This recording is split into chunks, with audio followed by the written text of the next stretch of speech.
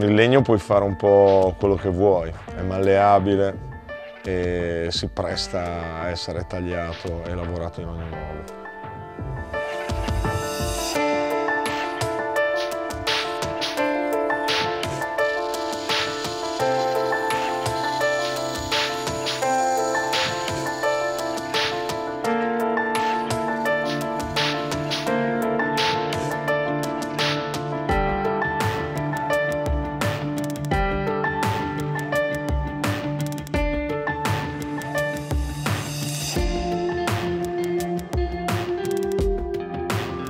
La capacità che ho di immaginare il lavoro finito fa sì che scelga delle immagini che ogni volta sono una sfida.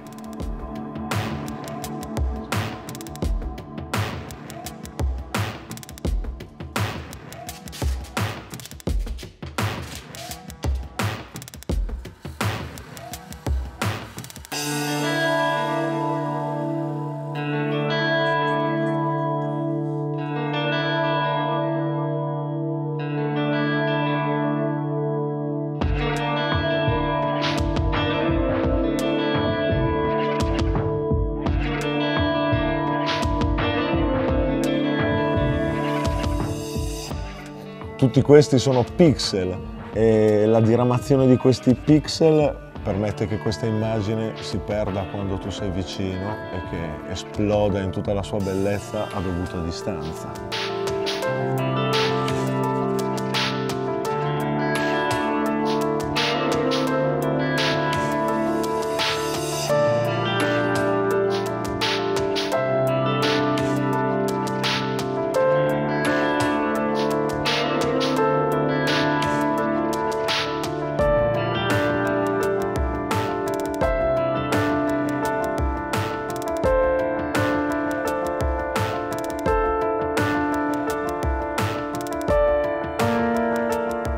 A questo punto l'opera diventerà completamente scura e verrà dato solo sulla parte piana un colore oro zecchino.